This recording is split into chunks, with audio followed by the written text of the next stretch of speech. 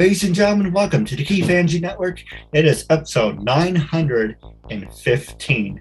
Today we are here with professional upcoming actress Ellie. That's right, we have Ellie on the show. Make sure to like and support to the KeithAndrewNetwork for people who want to know what is the KeithAndrewNetwork. The whole point of my talk show is to show people that even with having a learning disability, I can still amount to something.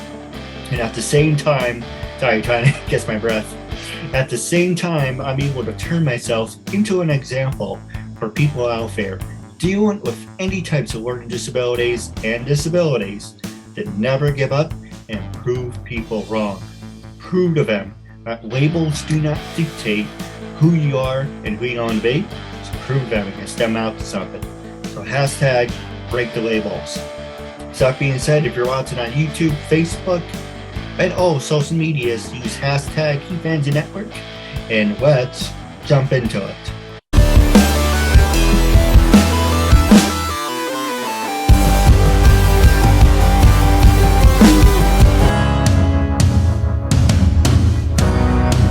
Hi, this is Elle. I just did an interview with Keith Andrew. It was a lot of fun, and you should check it out. So the first thing we're going to start off with, Icebreakers. What is Icebreakers? Icebreakers is the top simple questions to get to know our guests. So the first question I want to ask you is tell our audience a little bit about your background and how you came to do what you do now. Okay, well, I grew up around the around the Midwest. Originally, I'm from the Chicago area. I also lived in Kansas briefly, lived in Wisconsin for a while. I've been involved in the performing arts since I was a kid. I started taking piano lessons when I was 6, I think. So I did a lot of music, violin, when a few years later, voice lessons in middle school through high school. I've always loved acting, though. I think I first wanted to be an actor after I saw the original Star Wars, but I really have no memory of not seeing Star Wars. So I was so young, like I really honestly don't know when I saw it the first time. It's just always been in my memory. But I didn't think that was realistic. So I don't know why I thought being a musician would be more realistic. But yeah, there was a point in high school where I thought, well, why not? And I didn't want to, be 60 and wondering what would have happened if I didn't try. So in college, I majored in theater and music, very classically based. So with the music too. So I sing opera.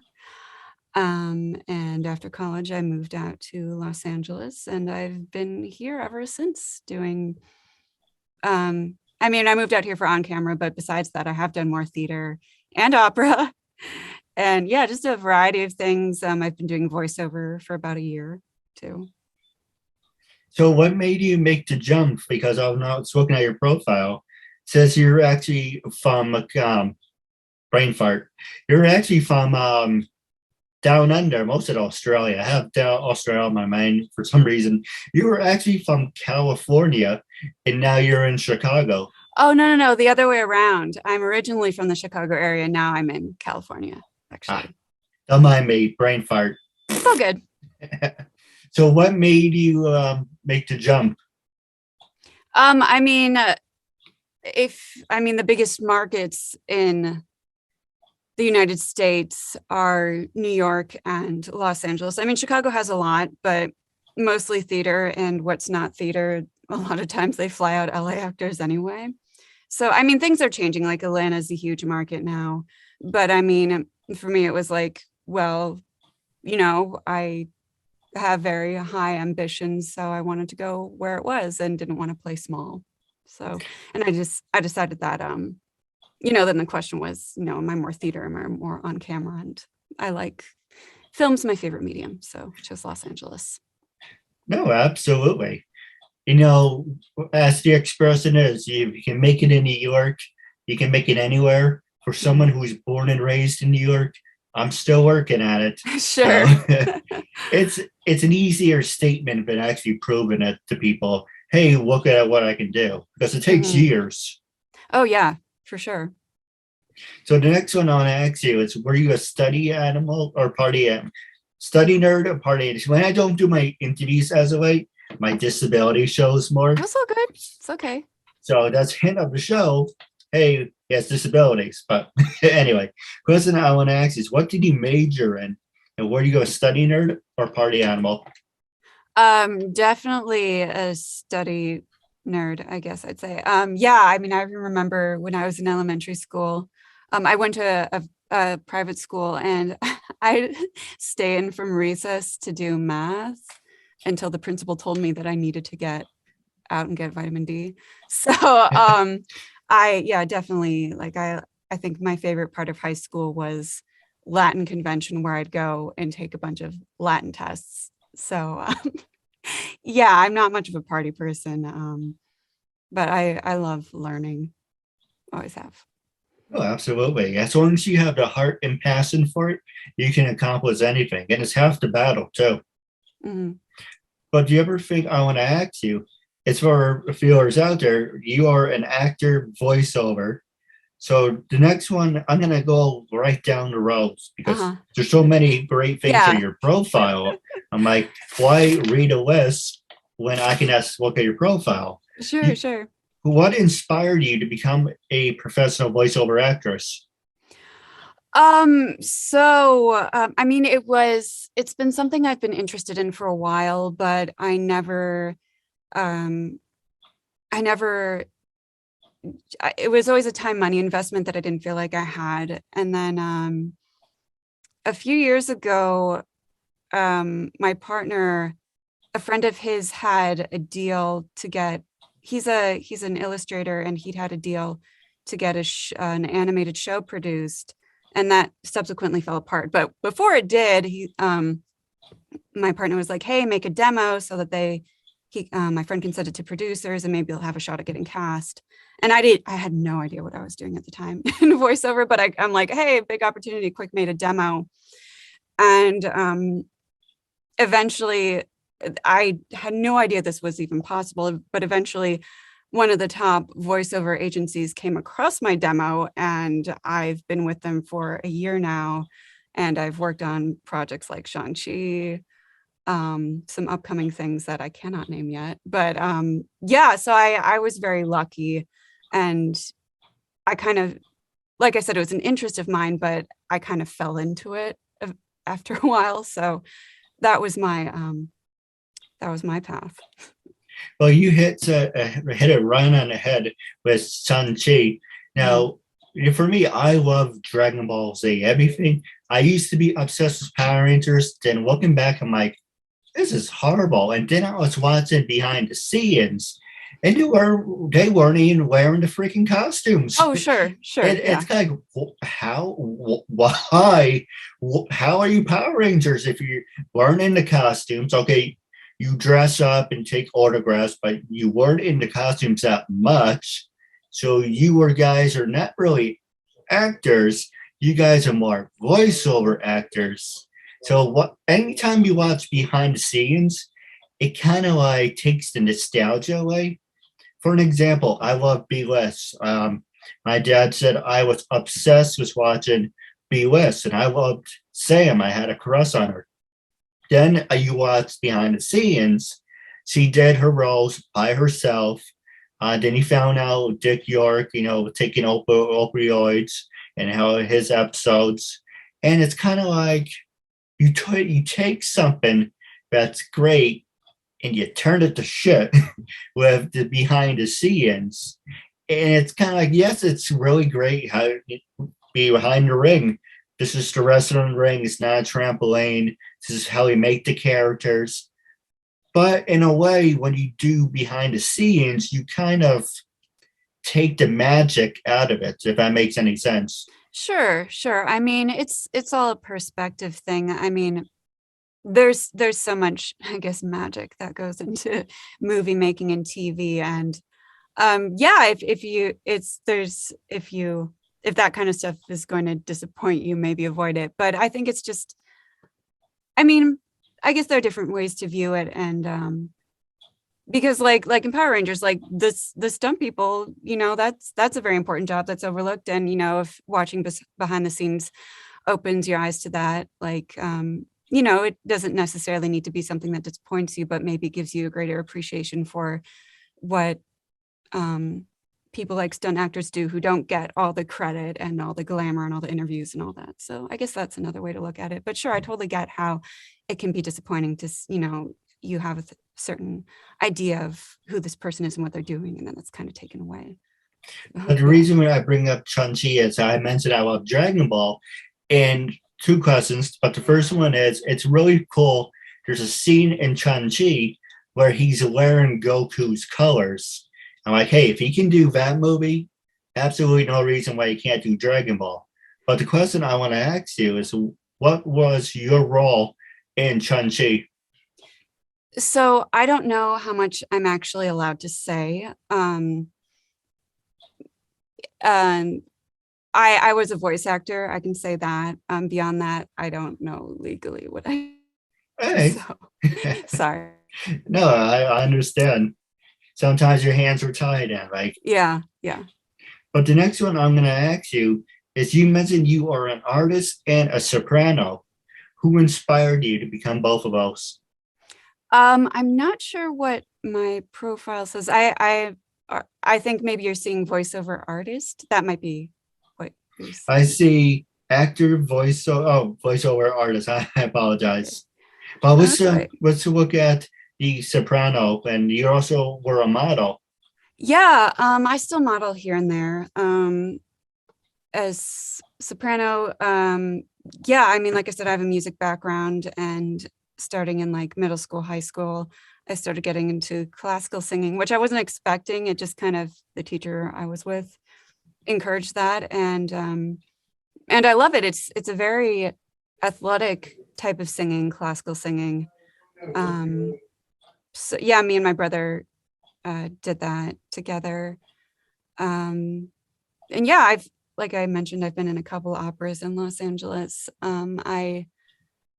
I released an original song a few years ago now, which was operatic, more classical crossover. So I still do music stuff here and there, but it hasn't been my main focus. I was on Jimmy Kimmel a few years ago singing, so it comes up here and there. But yeah, my main focus is acting, and then the modeling.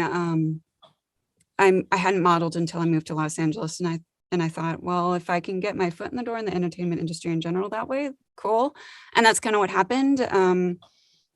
So I moved out here for acting, but I started doing more modeling, and the balance has kind of shifted. I do more acting than modeling now, which is what I wanted to do anyway. But like I said, I still do that here and there too. So. Well, you are beautiful. I have to say that. Well, thank you. I'm a bad flirt. But the next one I want to ask you is disabilities. With everything that you accomplished in your life, have you worked with people with learning disabilities, besides me, obviously? And how can someone follow in your footsteps? I'm trying to think. I mean, a lot of times when you're on the job, someone might not tell you if they have a disability, but I know in school, I knew people with disabilities who were, just as capable as anyone else. It's just some areas with, they had to approach things differently, and that's totally fine. I know in voiceover, there's a fair amount of voice actors with disabilities and chronic illnesses. And fortunately, with voice acting, a lot of it you can do from home, not all of it. But, I mean, it can be physically demanding, but like, there are more accommodations that they're willing or able to make for people with disabilities. And I think that's great.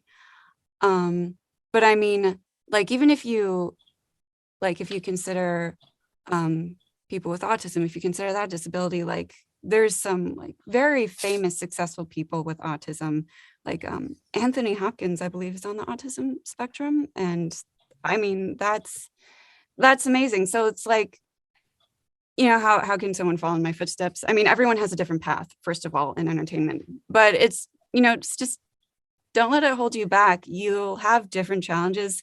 It's hard for everyone. I'd say a positive is that if you're looking to be an actor, casting really is looking to cast more authentically these days. So if there's someone who's blind, if there's someone who's deaf, they want actual people who have these disabilities and not someone pretending that they have it. So That's true. I actually thought about acting, but my brothers were like, oh, you have to stay on set for all these hours, and they may use you, may not use you. And they're like, oh, well, they don't really, he doesn't follow directions. He doesn't listen to people. I don't think he knows what he's getting himself into.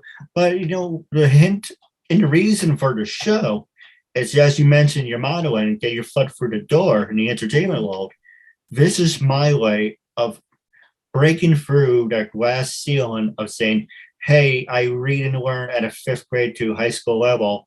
Never went to never went to college. Don't have a BA's or bachelor's. Some people say I have a BA and BS, but I'm showing you, look at what you're capable of doing if you can move at your own speed.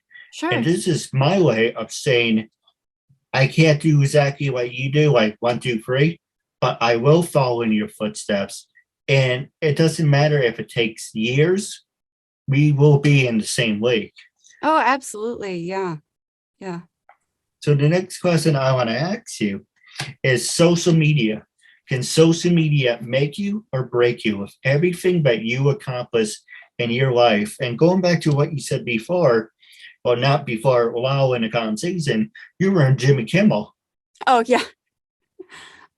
Yeah, I actually got that through social media. I saw a post in a Facebook group and they're like, hey, looking for Asian singers, submit your reel. And so I did, and that's how I got that. But yeah, social media can make you, or it can break you, or it can do both. Yeah, I'm not an expert on social media. I'm not particularly good at it. But it is a powerful tool. And you have to decide what you want it to do for you and what you want it to be for you. If you want it to be personal, that's great. If you're a public figure, if you're in entertainment, you need to be, or really just in general, because I know like even, employers at corporations will look at your social media when hiring, or they might, or whatever. So, don't post, I guess crazy college parties you might not want to. But so you just have to decide what you want it to be for you. Like if like some people get worried about, if they have strong political views, and it's like, well, if that's a big part of your identity, maybe it's important to post that in a respectful way. Like I don't believe in ever posting hate speech. That's terrible. But it's something you have to decide for yourself. Like you might miss out on some opportunities. You might gain some opportunities. If you post nothing about your personal life, then you kind of don't seem like a real person. So it really is finding that balance. But I think at the end of the day, it's just like be a nice person, be a genuine person. If you're hoping to use it to make connections, make genuine connections. Don't spam people. Just, find points of genuine connection, and the rest will follow, because no one wants to be networked at, but people do want to interact with people. So just be you and be nice. I am guilty of spamming people, and it's not done deliberately. It's the same message that I sent to you. I introduce myself and I'm like, copy, paste. Sure. And like eventually, it's like, oh, you're spamming people. And one person did say to me, this seems not real. How do I know this is not spam? Boom, recorded video of myself. You can't fake this. Sure. Well, these days, who knows? But No, you're absolutely right. And that's the problem, because all you need is kind of like, there's this application called, funny enough, it's called Jarvis. And I don't know if you heard of it, but Jarvis is a artificial intelligence where you tell it, hey, can you write something about disabilities? And you'd be like, oh, hey, I wrote a book. No, you didn't. This computer did algorithm, whatever, did everything for you. Mhm. So, but it's always about being real, but it's not about taking shortcuts. And I didn't take any shortcuts, coming to you or anyone of my guests. It's just, do I really want to sit there and rewrite 200 words or, 150 words over and Sure. over when you can just say, okay, here's my message and here's a video of me. No one else has that video, thank God, because Mhm. I know I'm not that good looking. But you want to make it real and say, I'm making that real connection. But that's not about me. But I do want to ask you one thing. This is going to be my new thing I'm going to do.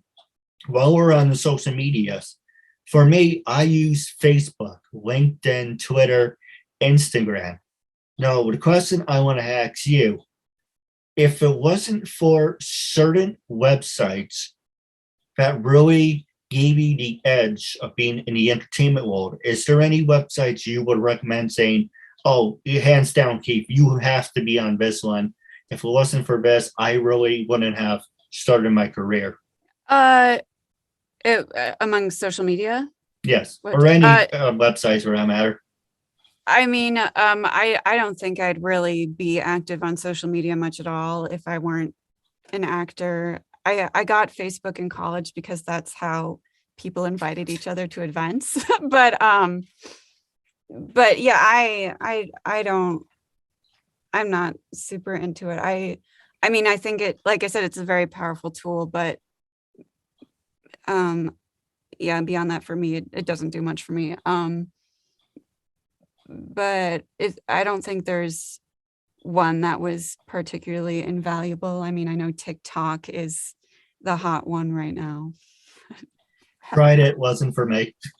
Yeah, I'm still figuring it out. I don't know what I'm So doing. I'm going to ask you my last question, and with the last 8 minutes, I'm going to pass it over to you. So we're going to have fun with this. So I want you to be brutally. Yeah, I know I have a fat neck, so that's why I'm like, maybe if I sit this way, no one can see it. Work in progress. You are your own worst enemy. Yes, yes. But what I'm going to ask you is, when I first approached you to be a guest on my talk show, maybe Mhm. you will have a talk show. I would love to be a guest. But when I first approached you, what made you say yes? How do you feel now? And what do you recommend to other people? Passing the remaining time over to you. Um, I mean, I'm pretty open to interviews, and I mean, I didn't think you were a bot. So yeah, I was just like, okay, well, sure, why not have a conversation? Um, as yeah, and yeah, you seem cool, so I have no regrets. If there's any advice about interviews or Well, I guess actually, that's the it's funny you question. should mention that. The other question I want to ask you is, let's see, welcome back. There's so many questions. So what I want to ask, but the last three, what are you most likely to become famous for? And what are some of the best acting advice you have ever gotten? Okay. What am I most likely to become famous for?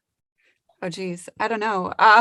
I mean, I'd hope that I'd become famous for some kind of sci-fi property, but we'll see. Like, I'm weirdly good at playing robots, so that's something. But honestly, what people tend to remember me the most for, if they hear me sing, is my singing. That's what tends to stand out for people. Um, so I wouldn't be surprised if it was some kind of combination. Like before the pandemic, I was supposed to play an alien in a film and sing, but I'm not sure what happened with that now. That was like right before COVID. So who knows? Um, the best piece of acting advice I've gotten, I, I think, is to, oh gosh, that's hard. That's hard because I mean, there's so many things, but always bring yourself to a role, I would say. And I think this is especially important for on-camera work, is that, or voiceover too. I mean, people are really looking to see authenticity right now. And, anyone can like act what they think that the director or casting directors, whoever wants, but no one is you, so no one will be able to bring what you have to the role. So always bring yourself. I mean, honor the material, but be yourself. Absolutely. So, it's easy to be fake, but you can't fake being real. Mm-hmm. So the other one I want to ask you is, what is coming up on the horizon for you, and where are you heading to next? So I can't tell you what it is, but I'm working on a dub that's pretty exciting for me that will be out sometime this year. I think I can say that much anyway. But yeah, that's exciting for me. I mean, as far as entertainment goes, you could just kind of never know what is next. A lot of things move so fast. I'm shooting a short film this weekend. I have another short that's making the festival circuit this year. I'm getting married in April, so that's a big deal. That's Yeah, muzzle tough. Thank you. But yeah, other than that, we'll see. No, absolutely. And so, what is your dream about doing dub? One of my favorite companies is Funimation. Mm-hmm. Because they made He-Man, She-Ra, and Dragon Ball, Sure. and there's so many other ones out there. Like Marvel and DC. But I think something about Funimation, it really stands out. Who are your top top three companies you would love to work with? Have you ever reached out to a Marvel, DC, or Funimation? I mean, I have worked with Marvel already, but I mean, I've auditioned for DC. I've auditioned for all of those companies, actually. So yeah, I mean, I'd love to work with any of them. I don't know if there's a top one in my mind right now. I think as far as voiceover goes, like my dream would be more original animation than like dubs. Dubs are great. I love stuff like anime, and they don't pay a lot. And it's not all about money, but it's like, if you're looking at a career, like, yeah, I'd love to keep doing dubs for forever, but it's, if you're looking for big goals, that will let you be a full-time actor, you'd have to do a lot of dubs. But yeah, I also just, I love, I haven't done any original animation yet, and I just think that'd be so fun because you're more free. Dubs, a lot of the performance is already there. You're bringing to life what someone has already brought to life, but with original animation, you have more freedom to create a character for yourself. You should definitely do a part two, because I just came up with a great idea with everything that you accomplished, and you are an inspiration. We should just do it a second part, but keep it around just disabilities, and do like a how to someone with disabilities following your footsteps. That sounds interesting. It does. I mean, I'm not sure how much I can speak to, especially since, there's such a wide variety of disabilities that people have. Excuse me. And, it's hard to say what advice to give, especially since, even if you don't have disabilities, like everyone's path is different. So, but yeah, I mean, if you want to. Sorry, go ahead. Oh, it doesn't hurt to try. Sure. Yeah. So my last two questions for you, and then I do want to talk to you off the air. How can our fans and listeners follow you on social media? I am on Facebook, Instagram, and Twitter as IAMELLLEE. No, that's a lot of E's and L's. And then I also have I do toy unboxing as well. We didn't get to this, but I have other accounts that are more focused on that. If you're into that, on Instagram and TikTok as intelligentsielf_TR4K. So that's very long. It's INTELLIGNTSIELF_TR the number 4K. Let's make if it you easier. It will figure be that on out. the bottom of the screen. Okay, yeah, and then the YouTube, my YouTube is TR4K Alliance. So yeah, if you're into nerdy stuff like that. It's funny. I know we're going overtime, but I want to say this one thing. I love WooQuake, and I would love to. I'm unemployed right now, but once I go back to work, doing a WooQuake, and I actually reached out to them, say, "Hey, I have a talk show." Of course, they asked me what's my viewers. I'm like, okay, Sure. I set myself up for that one. I said, "Oh, I have close to 1,000 episodes." Well, you must have a great viewership. It depends on the person, but it gives and Sure. takes. But WooQuake, BarkBox, especially BarkBox, for everyone out there who has pets. BarkBox, absolutely amazing. I think it's like $9 a month, but you get treats and all these different things. Should have one for cats, but we are going overtime. I can't wait for part 2 with you. It was a real honor privilege having you as a guest. And for people out there, if you're watching on YouTube, hit the like and subscribe button, leave comments. Watching on Facebook, LinkedIn, and Twitter, like and subscribe. But wrapping up our interview segment, it was a real honor and privilege having you as a guest. And I'm looking forward to part 2 down the road. And until we meet again, catch you later.